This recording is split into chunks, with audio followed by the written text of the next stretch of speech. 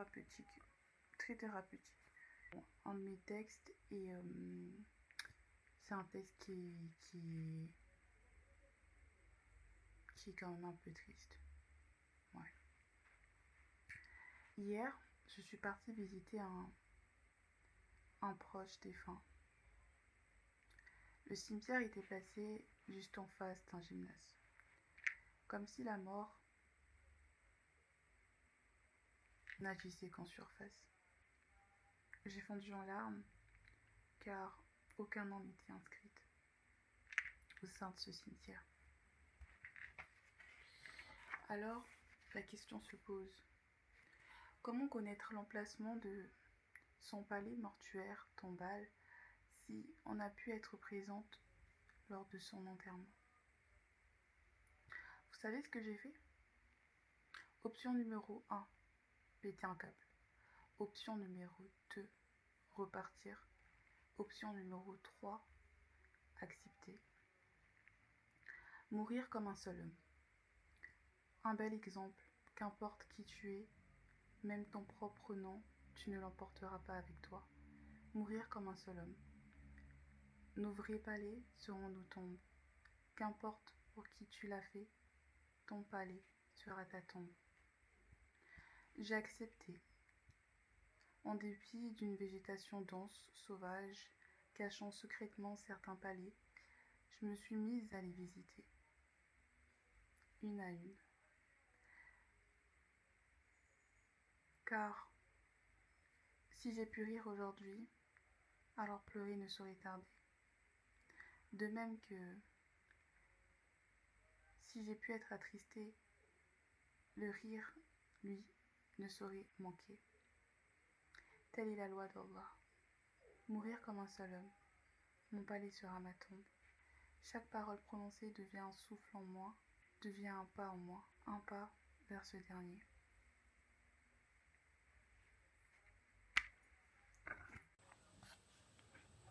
Sinon, qu'est-ce que je voulais dire? Ouais, par rapport, qu'on continue le parabole sur la thématique de la mort, je voulais dire que on vit, que vraiment, qu'il faut aller visiter si vous avez l'occasion, d'autres modèles sociétaux, surtout quand c'est d'autres modèles sociétaux musulmans, et vous verrez à quel point le rapport de la mort il est beaucoup plus présent qu'en France par exemple. Et comment vous dire que la mort elle est tellement peu présente, j'ai l'impression qu'elle est faite exprès pour pas qu'on ait à y faire face. Vous voyez, les cimetières elles sont hyper, c'est même plus des cimetières que tu vas, t'as l'impression d'aller dans des parcs. Et c'est réel, ce que je veux dire par là, c'est qu'il y a ce truc-là où ça embellit un truc, alors qu'au final, faut pas oublier que c'est nos palais là-bas, vous voyez, et que je pense qu'on doit garder ce côté très terre à terre et ce côté qui nous maintient et qui nous responsabilise au point où on est conscient que ça reste une école et que ici c'est pas la vraie fin, tu vois, c'est pas notre finalité.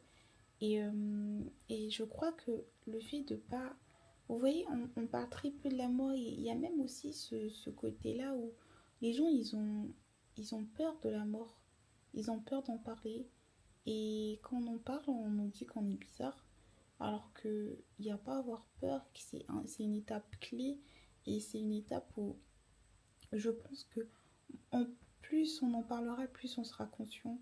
Enfin, je le dis, je pense, mais c'est écrit, hein, même le prophète sallam, il nous a recommandé d'aller visiter les cimetières, vous voyez.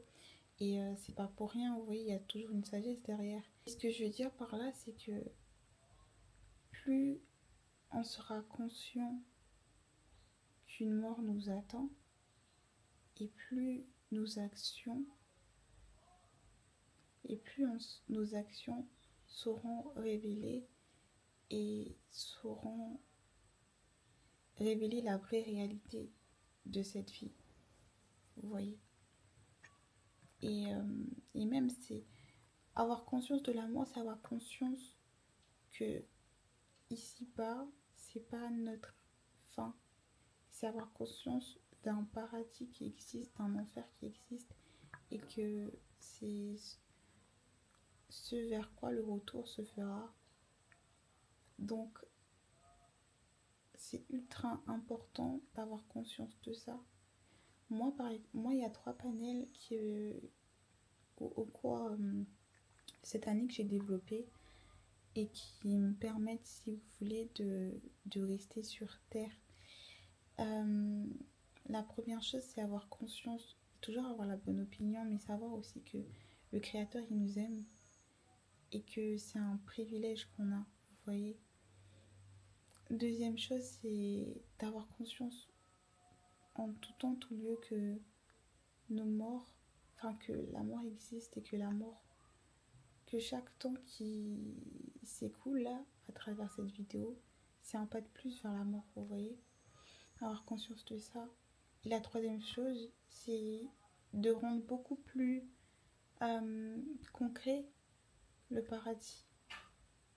Ça signifie que moi, j'ai incarné, bon en fait je l'ai pas encore, mais c'est un objectif que j'aimerais bien faire, genre avoir incarné et vraiment aborder le paradis que j'aimerais avoir, vous voyez.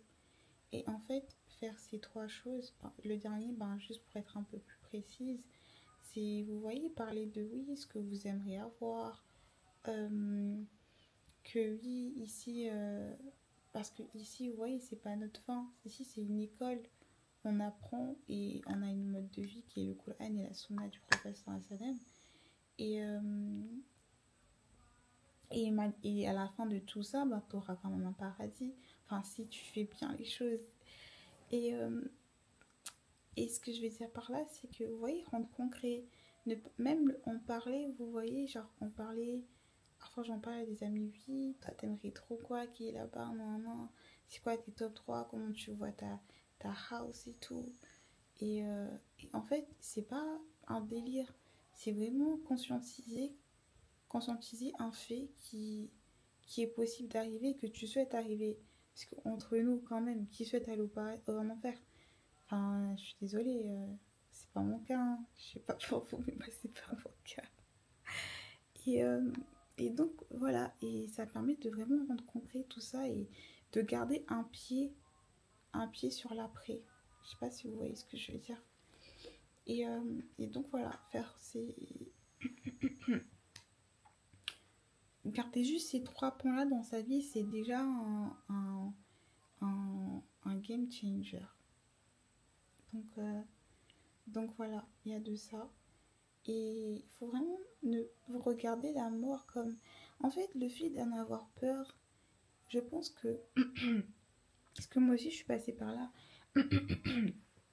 Avoir peur de la mort, c'est avoir conscience que ta vie ne reflète pas à cette vie d'après qui est censée l'être, qui arrivera. C'est un fait. Et, euh, et c'est pour ça qu'on a peur, parce qu'on a peur de notre fin et qu'on sait que la vie qu'on a, elle ne reflète pas les actions qu'on a et la vie qu'on a, elle ne reflète pas, euh, elle ne reflète pas la sunna, hein. La sunna et, euh, et la parole divine. Euh,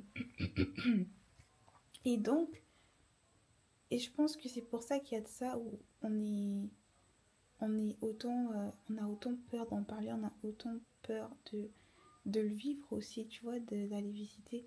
Moi, j'ai pas eu beaucoup l'occasion de visiter les cimetières, mais je sais que les rares fois où je suis partie, j'ai pas vu masse de monde, hein. J'ai vraiment pas vu masse de monde, c'est extrêmement rare, genre, je crois. Ouais.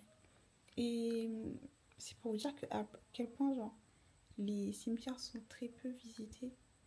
Et je me mets encore dedans, hein, parce que sur un an, j'y vais pas non plus très souvent. Ce que j'aimerais bien améliorer l'an prochain. Enfin, je dis l'an prochain, mais en final, on est encore dans la même année, hein. Je parle de la même année lunaire. Je voulais parler de ça aussi. Et j'ai trop pris conscience à quel point le calendrier lunaire est ultra important pour nous. Et que c'est ça le vrai rythme d'un être humain, en fait. De suivre un calendrier lunaire. Parce que le calendrier hégirien, il est tellement à l'opposé de ce que représente le cycle de la vie.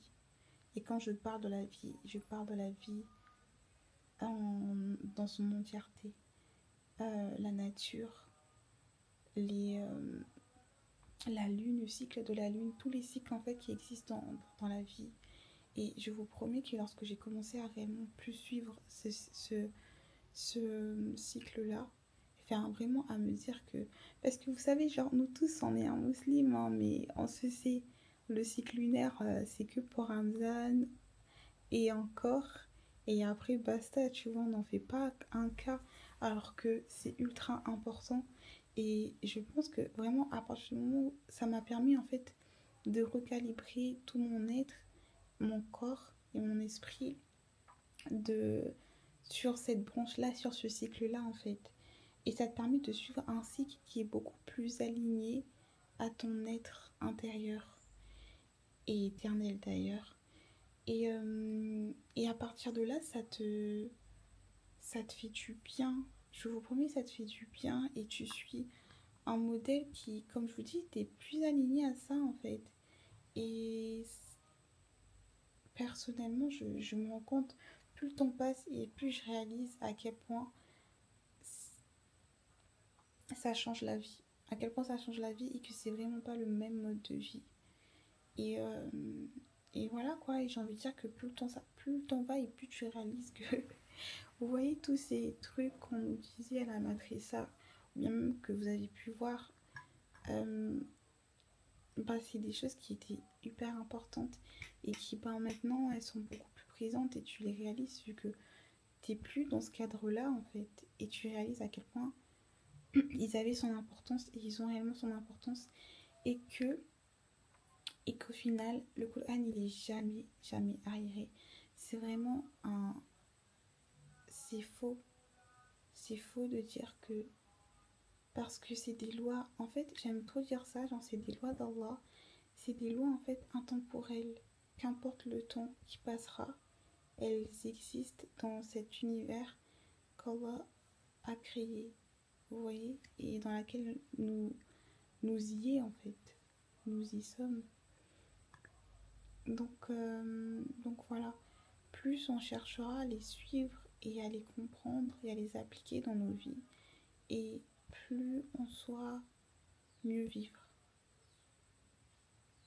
C'était Samira, 22 ans, une de mes réflexions du jour ou de la nuit.